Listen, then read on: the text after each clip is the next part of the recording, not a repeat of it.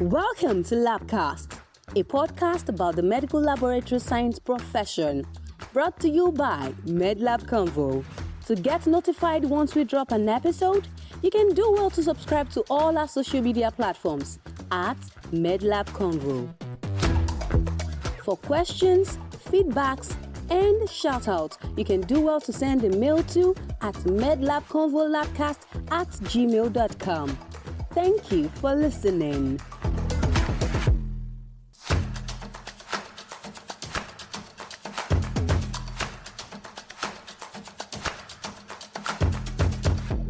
What if the future of lab practice isn't just about precision and accuracy, but also about protecting the planet, saving costs, and creating safer workplaces?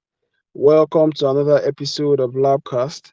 My name is Daniel, your host for today, and I'm joined by my co-host Samuel. Today, we are tackling a topic that often hides in the background of lab conversations: sustainability.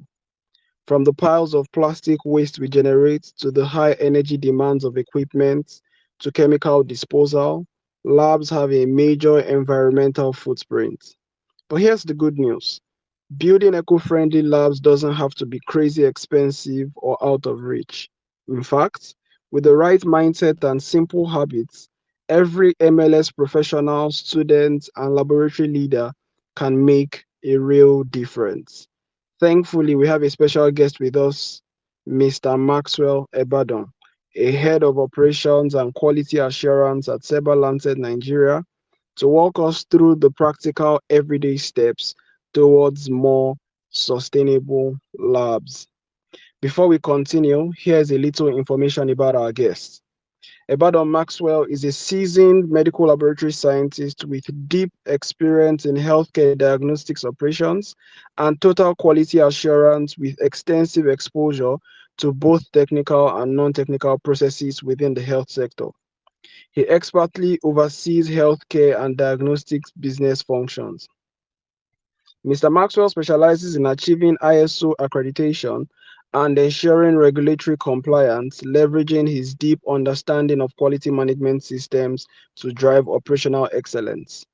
Committed to continuous improvement, he is a key influencer in advancing quality assurance frameworks that promote reliability, accuracy, and high standards in healthcare diagnostics. You're welcome, Mr. Maxwell. Thank you very much. My pleasure to be here today. Thank you very much, sir, for joining us. My pleasure. Welcome once again to the episode, sir. All right, so to kick things off, when we say sustainability in lab practice, sir, what should people picture? Is it recycling, energy saving, or something broader?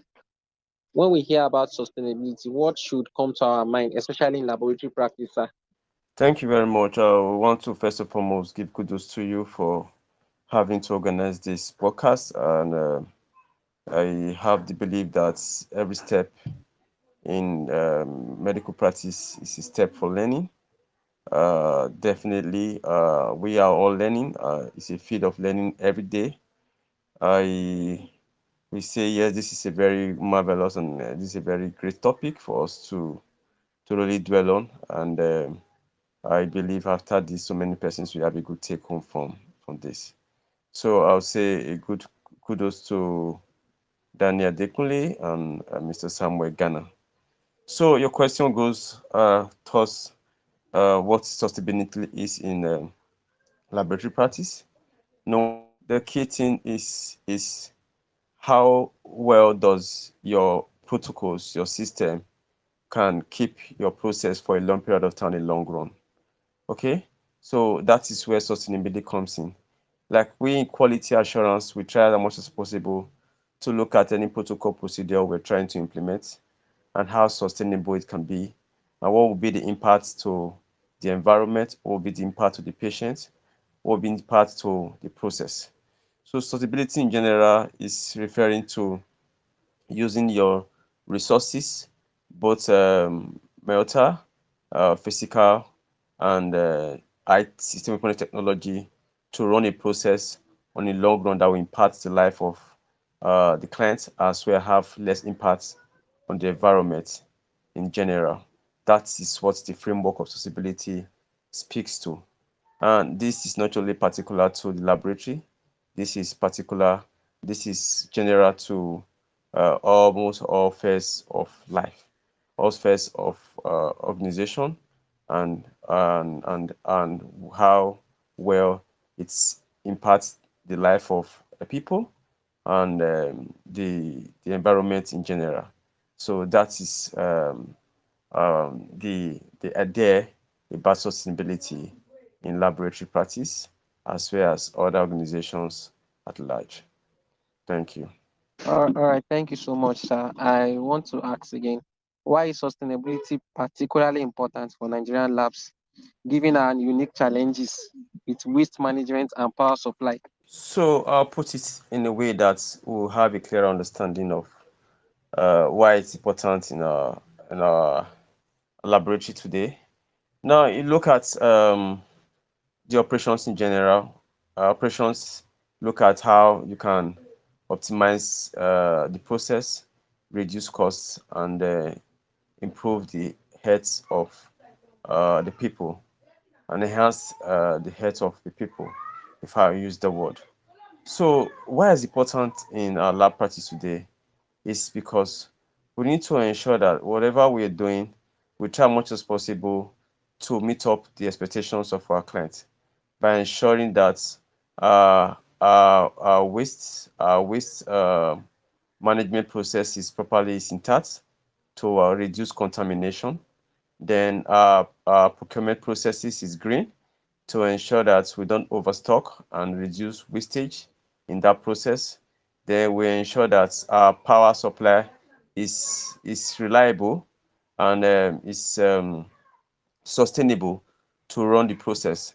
Because once that is, all these three things, key things I've mentioned of, are well looked into, you realize that the impact on the operations will be seamless and will have a very positive impact on operations. You realize that the turnaround time for patient results will be fast, and the system will be able to optimize their costs and able to generate more revenue, at the same time make the operations affordable for the users. I think that is one of the key things sustainability is. And that one, the key thing about sustainability is very important in laboratory operations.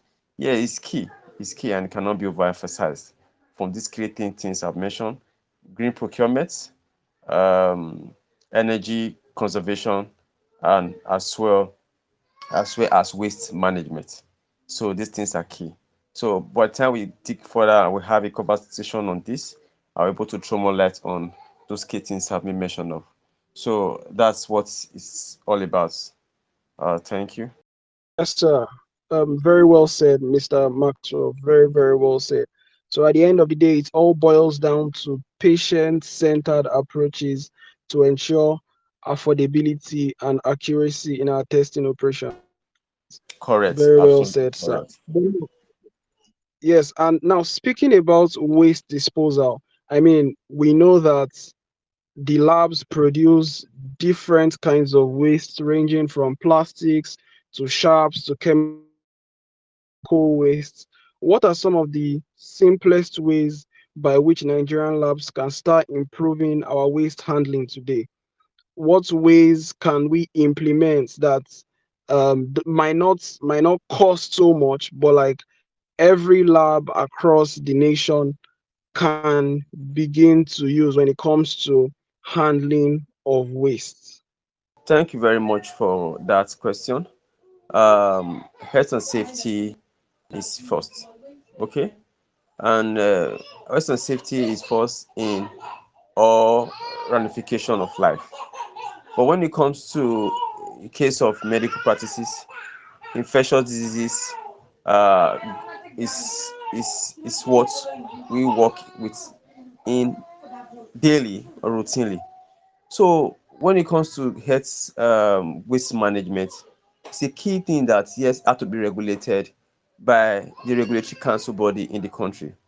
Take for example, we have the Medical Laboratory Science Council, who regulates the waste management in Nigeria.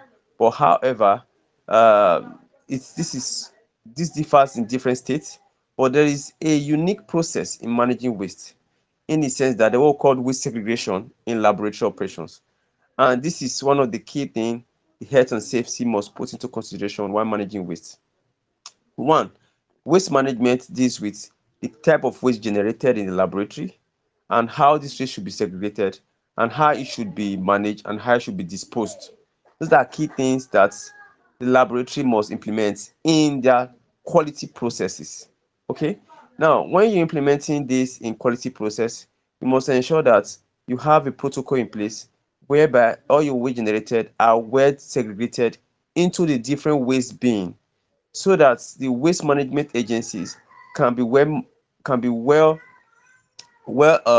coordinated on how this waste should be picked and segregated and managed. And the reason for this is to ensure that staff understand the the risk of these processes in the lab, so that we're able to reduce and minimize cross contamination, infection diseases, nosocomial infection in our health practices, especially in the lab. And that will help to improve the safety of both the staff, the scientists, the technician, the non-technical staff, as well as the patient at large. So it is key for the staff to be well trained on how this is done, and as well as the source partner, by which is under regulatory body, to know how these issues, this way should be managed properly to minimize risk of cross contamination and infection in health places. The key thing and take home here is that health and safety is first, waste management, waste segregation is key and is paramount, and training and orientation is key in ensuring that this process is well adhered to and the process is well optimized to ensure that there's safety in our laboratory environment. And this will help us sustain the health of the staff as well as the client or the patient who visits our laboratory for health services. I think that is the key thing I want us to know here. Education is key, process adherence is key, compliance is key, and regulatory body must play their role to ensure that the facility comply to waste management in laboratory. I believe this my few points were able to put more light to this waste management in laboratory processes. Thank you. Yes, definitely, sir. It's been able to shed more light on waste management in the laboratory. And in fact, just like you said, I think it's very worthy of note that this waste management, this waste disposal that we're talking about is something that can affect, not just the staff members, but also the patients and the environment. So it's definitely something that we would never overflog waste management in the laboratory.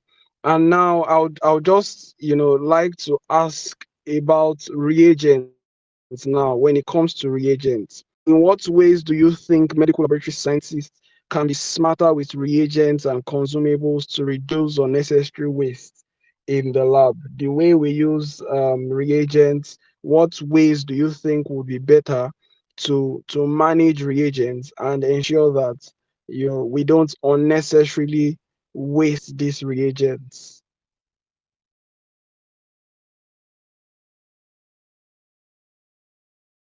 Thank you, Mr. Daniel. I think this is a core part of the ISO, which is ISO 15189, or ISO essentials. And one of the key essentials in ISO is inventory management, purchasing and inventory management. So purchasing and inventory management is key in ISO.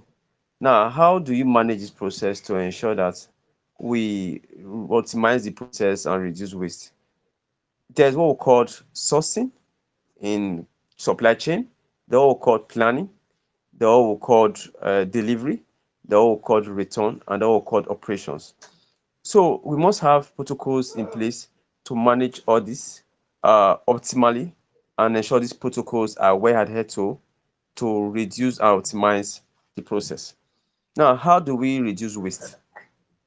In laboratory processes, you must first and foremost plan your processes thoroughly to know which of these reagents that is required at every point in time, and know this what called reagents MSDS, which is MSDS means material safety data sheet.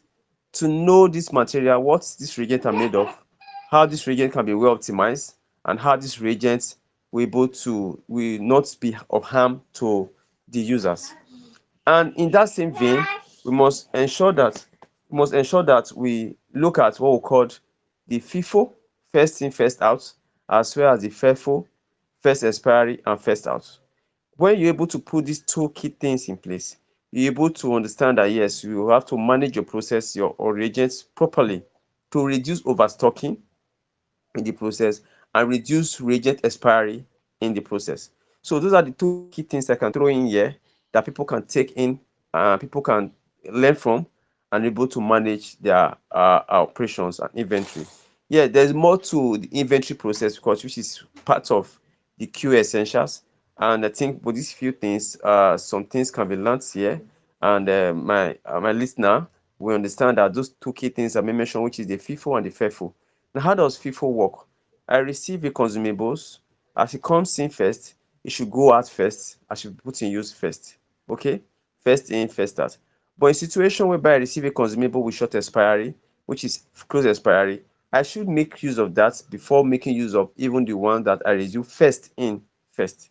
So it's a bit logical, and it requires training for the tactical team and for the scientists to know how this thing works, how these principles, how this process works, so that reagent management will be top notch in the lab to reduce wastage and optimize the process. I think basically these are the two key things I can just chip in here, and I believe definitely it's going to send a lot of lessons to my listeners today. Thank you. Thank you too, sir, for those very practical, um, for that very practical response. And the next thing we're going to be talking about is something that, in a lot of ways, also requires practicality, and that's talking about our electricity problem, the energy problem that we have in Nigeria. I mean, the statistics are staggering. We have that about 80 million Nigerians lack access to frequent power supplies. And of course, that means that the labs also will not be left out in these statistics. So, with power, with energy being such a big challenge in Nigeria, what practical steps can labs take to reduce energy waste without affecting workflow? Okay, so we know that it's we hear a lot of stories, we hear a lot of complaints about these things. Wherever you think you have it bad, you hear another story and you realize that it's worse off somewhere else. So with this problem being a big challenge in Nigeria, what practical steps can labs take to reduce energy waste without affecting workflow? Thank you very much for this part. I think go to I might probably go to try to explain or give details to what you inquire for. But the thing here is that in use of energy, in can use this is also a key thing, and basically, if you look at now today, you realize that the solar inverter is really taking over. And I believe in that processes, other inventions, innovations that will even override the solar system. Yes, I give kudos to, and I appreciate the fact that the development is really abreast and we are embracing. Now, how do we sustain uh, energy utility in the thing is we need to use what called energy efficient equipment in the lab. So if I make reference to some of my friends in Europe, they'll tell me that, oh, if they want to go and buy some resources in their household, they have check the energy capacity to know that that conserves energy instead of over consume energy. So that's the key thing, that's a note that we need to take today. Before buying equipment, we need to check and say, oh, this machine uses lesser energy than other machine. I'll make example of one of my facility whereby my X-ray machine need three phase to work, and that was a big problem for me. And that location, I three phase connectivity. Two phases were already there. The third phase wasn't working. So getting the machine was already installed, we realized that that amount to waste. We couldn't use the X-ray machine. So in practical terms, you must look at that first and choose a low rated power machine. Then two, you have to look for how to centralize your processes in the lab. Just like the use of freezer, you don't have to get freezer in all units, because freezer is more like a high rated energy consuming tool or utility storage. So you don't have to just have to have freezer in all your units. There's a way that can be centralized. You see, they'll tell you you have to get a nitrogen storage, you have to get a huge storage whereby you can centralize the storage, or you get a cold room whereby you can have your reagents centralized and stored, instead of having to be getting storage across all the whole board. So that's another approach to it. Then the awareness of how the staff should be able to optimize the use of the ACs, the use of the light bulbs, the use of utilities, and switching off of all the equipment after using the lab.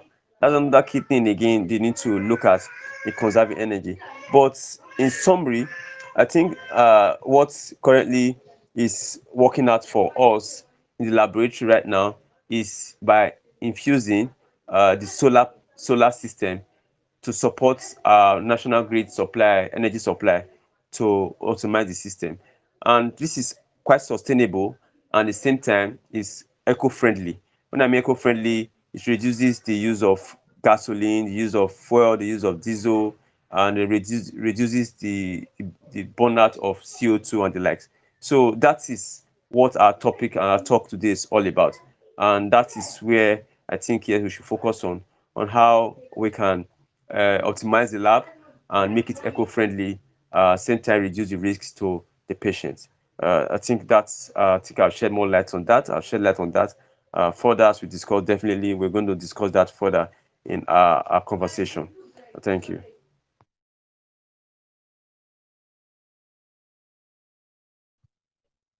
All right, sir. Thank you. Thank you very much. Thank you very much, sir. I mean, I think it's a bit it's a bit sad that the national grid needs support from all of these alternative energy sources like the solar panel and the inverters, like you've mentioned. But at the end of the day, we have to, do what we can in our own little way to ensure sustainability in our laboratories. So yes, thank you once again for that, sir. And another thing in the lab um, that is of great importance, but sometimes we tend to overlook, is the use of water. It's the use of water, and I mean, we know how important it is, or maybe some don't even realize just how important it is until it is absent or until it is lacking. So, what are some conservation tips that labs can adopt, especially in resource limited settings, in settings whereby these resources, maybe to have a sophisticated supply for water or light or whatever, is not available? What are some conservation tips for water that labs can adopt? So thank you very much. You see, we are a developing country, and if we use the case of Nigeria, I will tell you that yes, it can be quite challenging to have a water recycle uh, process in place to able to conserve water. There are some cases in Nigeria, some facilities and some industries in Nigeria here, whereby there's no waste. Whatever it is that they are using, they recycle this process, this water, recycle water, and it comes back clean to the factory, and they reuse it. Yes, this is can be applicable to lab, but however, now the costs to the lab can be high at the short run, but in the long run, it can be very, very sustainable and very, very productive, at the same time result to a lower cost for the lab. Yes, the way we can look at this water is to first and foremost evaluate the cost of water utilities to the system, and look deep and see how this can be cut short, and see how they can reduce the water utilities and water consumption in the lab. But the only way you can see as well reduce the cost is to see if there are leakages that can be blocked. It can be blocked in any way in the lab. But it can be a challenging thing, as I said, if you really want to go deep into it. But our country is developing, and the Western world, this where like place like Germany, where they don't have water, I think they just have to work themselves around it and ensure that the water recycle process is in place, that whatever water they use, they get it sorted.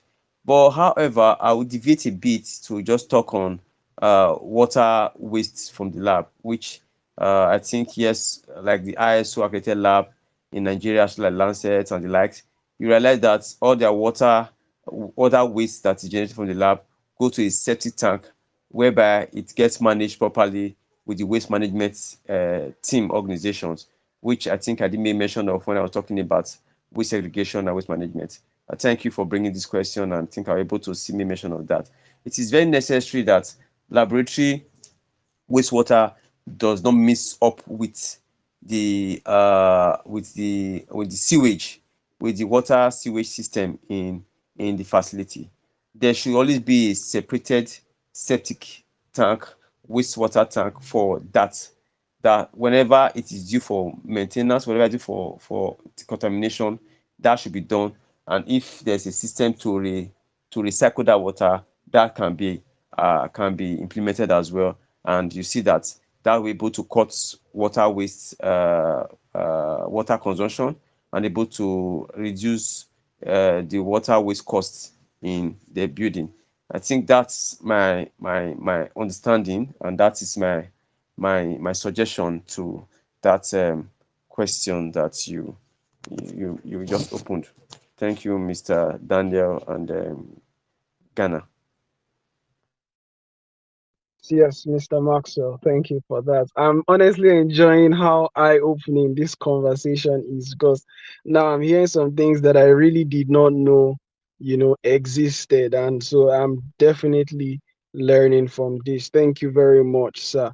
And we've been able to so far tie sustainability to patient care and lab efficiency. And of course, all of that is very important, because our processes and everything that we strive for when it comes to improving in the laboratory must be towards a patient-centered approach, right? But also, I want to bring it down now to the MLS professionals, the scientists, the people who work in the lab, because sustainability is not just about systems, it's also about people. So how do we build a culture where MLS professionals, that is from the interns to the core members to the senior scientists to directors, how do we build a culture where everybody sees eco-friendly practices as part of their responsibility, whereby at every level of professionalism in the medical laboratory science space, everybody is concerned, everybody is conscious about these eco-friendly practices? In what ways do you think we can achieve this, sir? So I will just say it's two things here. It's just two key things here. And the two key things here is, one is the process. When I mean process, talk about the policy. Then two is the awareness and training. And let me say one, the process, two, awareness and training, then three, probably let me add the third one to it, supervision and monitoring of adherence to the process. I think if we add the three key things in place, definitely there's going to be some level of adherence to the process of how sustainability of the laboratory process can be maintained at a point in time. And these have to come from probably regulatory agencies down to the laboratory and down to the technical staff. I'm mean, from three levels, from the head, regulatory bodies, down to the laboratory and down to the scientists. If we're able to have this flow from that level down to the scientists, and there's a supervision process in place, whereby there's what we call the routine audit, you realize that it becomes a culture if definitely there's holistic measure to monitor it. It becomes a culture. And I must tell you, my kind of person, if I use that as an example, I tend not to talk for people to adhere to policies.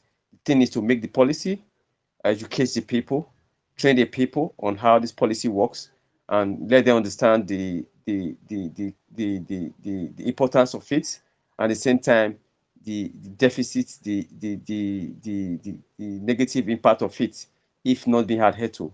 Once they have this done, you realize that definitely the culture will automatically be built in the system. And when that culture comes, you will understand that yes, it flows. And once that happens, definitely the process is going to work. And the persons in questions, we just have to see it.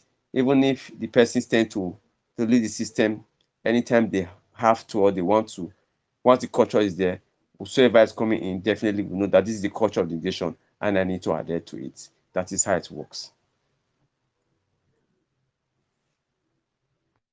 Indeed, sir. That is indeed how it works.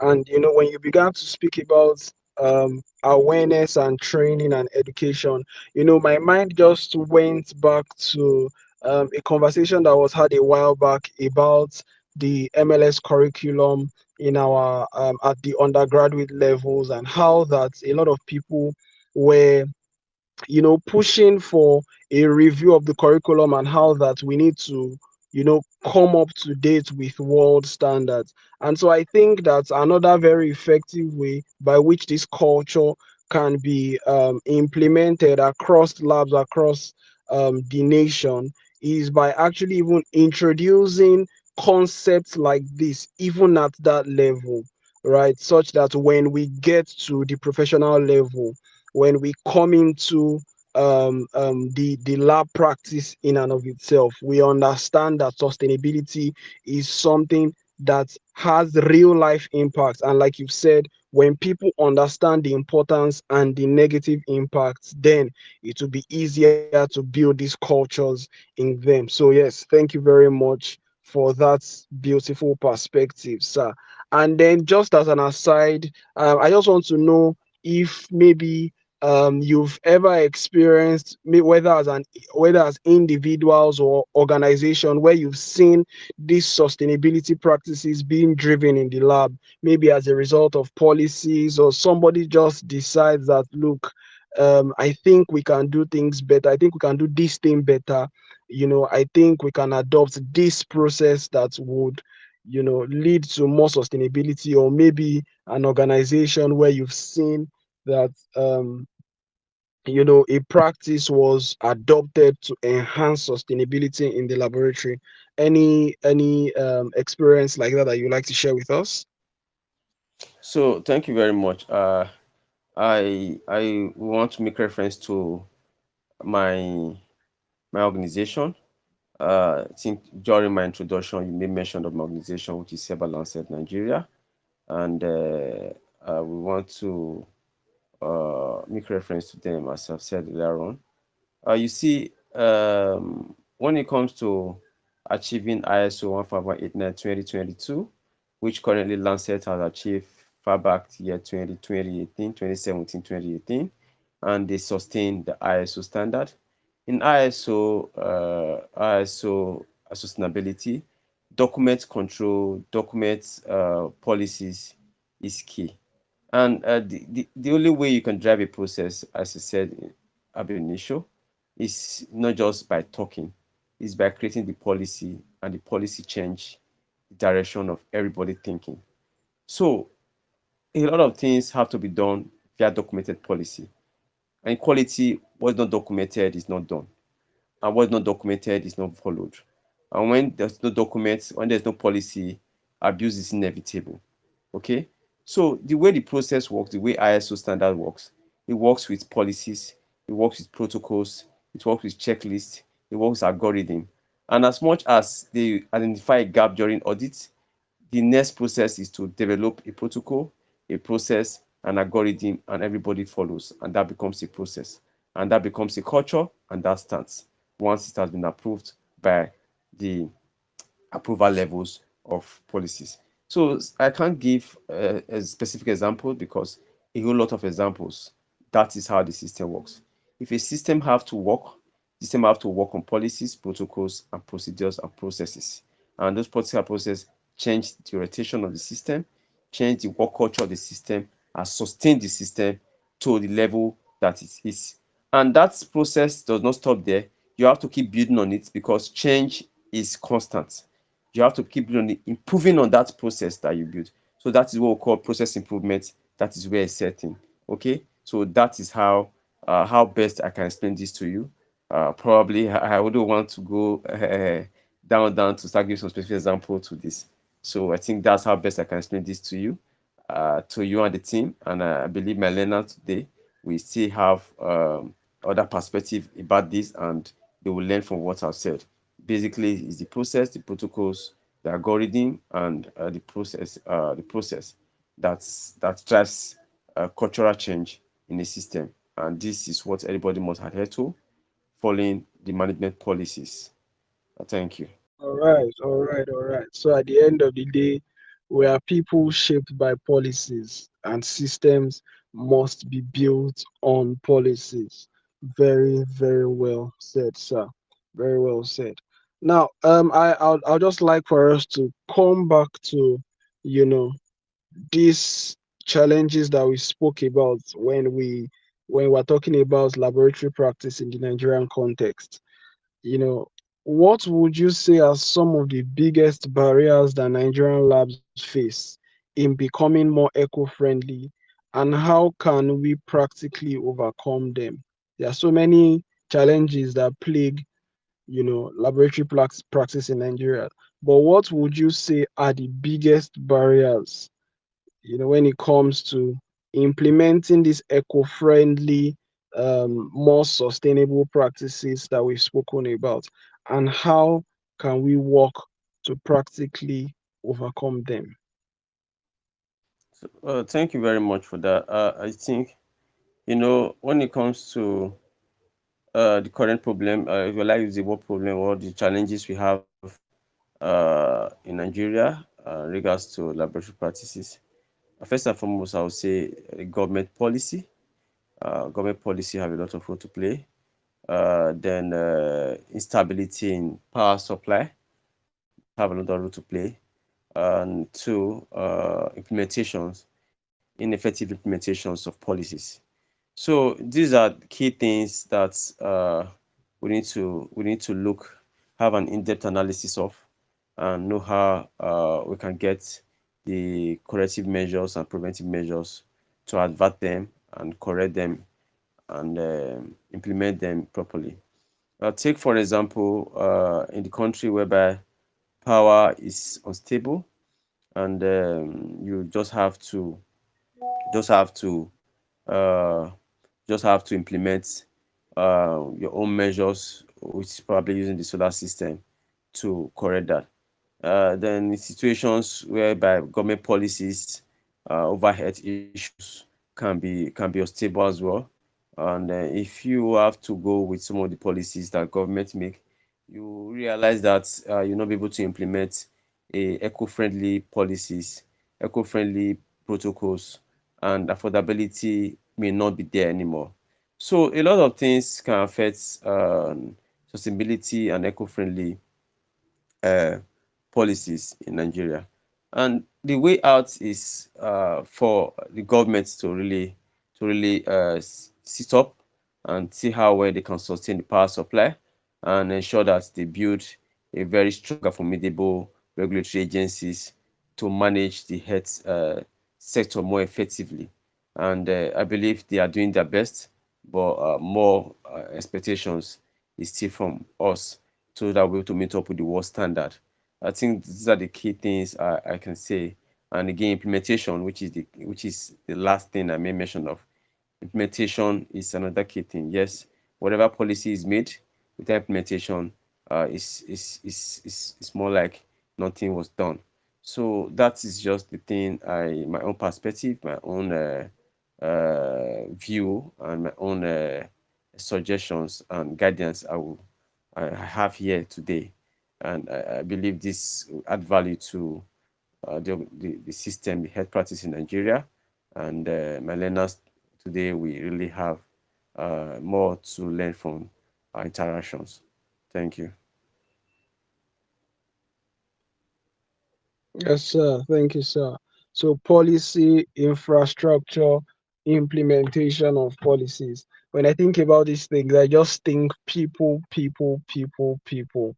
We've spoken about the government, we've spoken about policies, and it just makes me, think about this thing over and over and over again. And I just keep, at the end of the day, it boils down to people, it boils down to individuals that are in these various places. So we have associations, we have the government, and I'll just like for us to, for a moment, just imagine that someone in one of these associations, for instance, we have an association, the AMLSN, or someone in government, say the Ministry of Health, or just someone is listening to this episode right now where we are speaking about sustainability.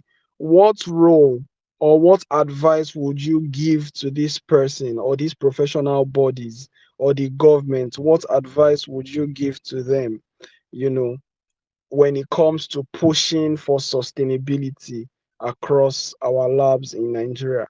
What roles do you think these bodies can play when it comes to pushing sustainability, when it comes to improving the way we operate as labs across the nation? So you know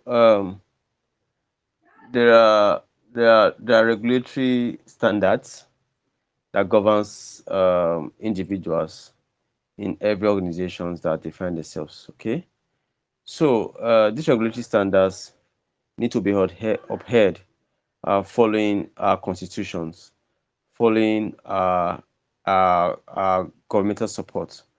So, as you said, there are individuals in this process. I would say that if I'm given the room to speak on this further than this, I think it's just discipline and adherence. Discipline and adherence. If for any reason we want to speak to ourselves, discipline and adherence, we have a huge lot. We have a huge impact improving the roles of all individuals in improving sustainability of health practice, lab practice, and how eco-friendly it can be in the future. I think that is my take on that. Um, Discipline and adherence to our policies, to uh, our guidelines, to our constitution that governs these organizations, this union, and the regulatory agencies. I think that is my view about that. Okay. All right, thank you so much, sir. Thank you so much for all the answers, sir. All right, sir. Moving on. Imagine it's 2035 and Nigerian labs are recognized as models of sustainability in Africa. What do you see being done differently compared to what we are doing today that would put us at that age? I don't know, sir. What would we do differently that would make us number one, especially in sustainability in Africa? So I'll speak to that. In years to come, if we move with the tides of innovations and changes in Nigeria, you see that sustainability in laboratory process will impart values and will be a model for other African countries in Nigeria. And the impact will be, we have to be cost effective in our lab if we're able to promote sustainability in our lab, looking at our energy conservation, looking at our waste, looking at our personnel optimization, and looking at our process optimization, cost-effective lab operations, and meeting the quality of our services. At the same time, that will help to improve the patient healthcare. Take, for example, Nigeria as a reference point for best patient healthcare in Africa, following the outcome of the laboratory of operations. That's, I think, in years to come, it's achievable. Then, yes, where you have strong regulatory institutional support. And I must tell you, if you go to South Africa today, you don't just go and open a lab because you think you have the resources to do so. No. You don't go to hospital, you don't go to lab to run a test because you feel you have malaria. No. You don't go to a pharmacist to buy a drug because you think you can just get a drug to swallow. No. You must go through the process to get a prescription. You must go to the hospital to get a doctor directive to do a test. And you must have the background, you must have the basics to open a lab because you have fulfilled or meet the requirement. So if we able to emulate things like this, where we have a very strong regulatory support and regulatory institutions, you realize that Nigeria in years to come will be a model for Africa countries to emulate. And the same thing, you now realize that the culture becomes a case whereby it becomes innovation to other countries in Africa, and that will better the healthcare sector in Nigeria as well as the globe at large.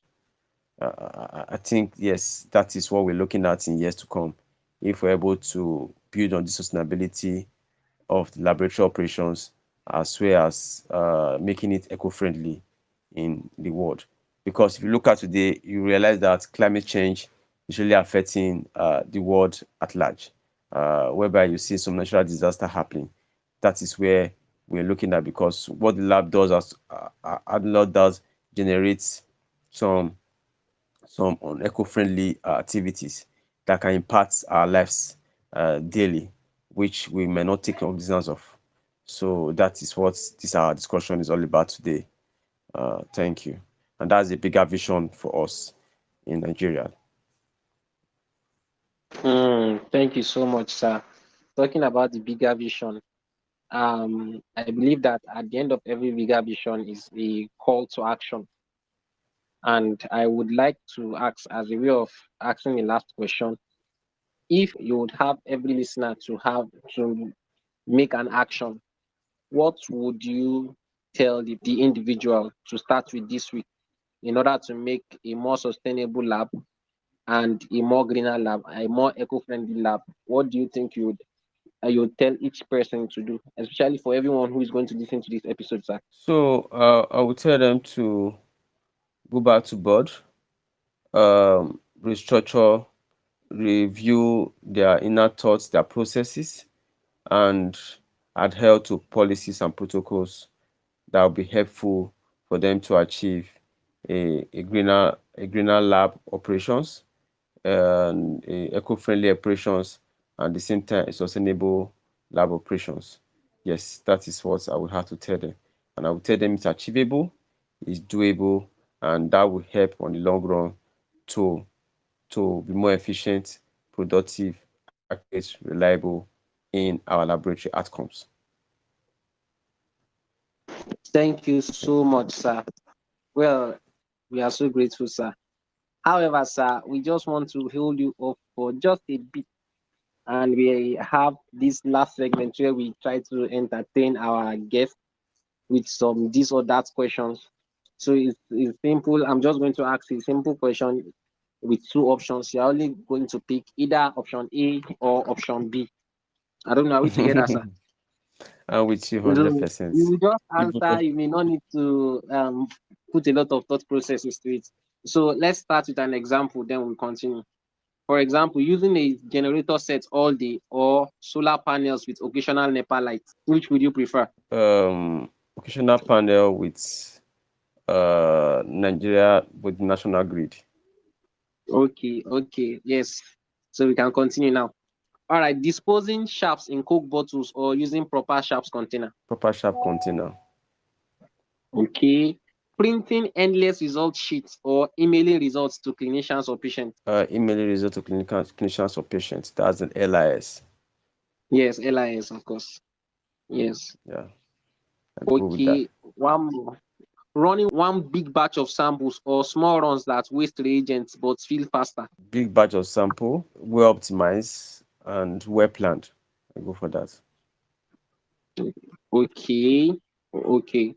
So what about keeping the AC on even when the lab is empty or opening windows when it's cool enough? That is a bit dicey for me to go with, but I think keeping it off when the lab is opening the window when the lab is cool enough, but that is not applicable to a standard lab. In standard processes, the ACs are for the machines, not necessarily for the humans, actually.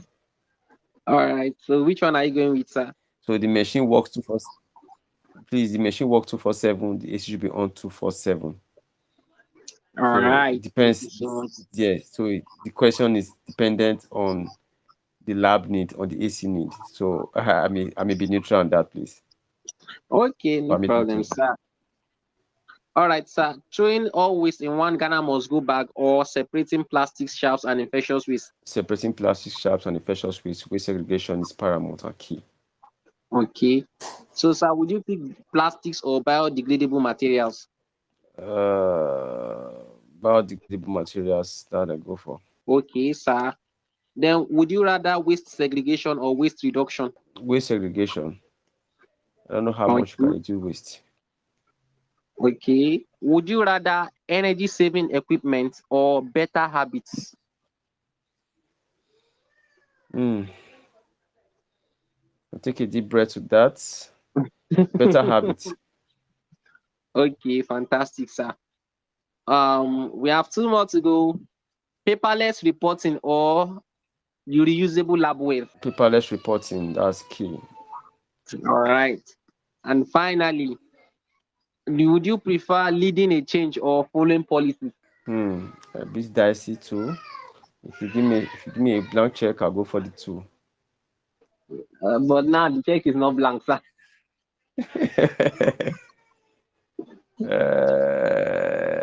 Following policy as per quality, but as per operations, making a change. Sir, So, you are still picking 12, then don't be political, sir. because I'm both ways, if you ask me, Okay. I'm both ways. Let's.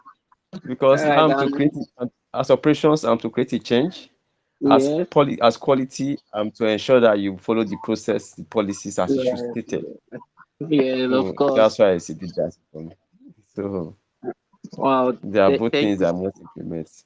Follow my Wow. profile. Wow. Thank you so much, sir. Of course it is. Of course it is. Well, that's a wrap on today's conversation on sustainability in lab practice, showing us that eco-friendly labs are not just possible but practical, and even here in Nigeria. Huge thanks to our guest, Mr. Maxwell Ebadan, for sharing such eye-opening and practical tips with us. Sir, we thank you so much. We are so grateful for having you on this episode with us. My pleasure to be here today. Thank you so much, sir. All right, to our audience, we would love to hear from you, our listeners. What small step will you take this week towards building a greener lab? Share your thoughts with us on our social media platforms at MedLab Convo and drop a comment on our Spotify page. For donations or sponsorship or partnerships, kindly reach out to us via medlabconvolabcast@gmail.com. If you enjoyed today's episode, subscribe to LabCast. Stop enjoying it without being a family. Join us bi-weekly for more deep dives into medical laboratory science. Until next time, stay curious, stay informed, and let's build a greener lab. Bye.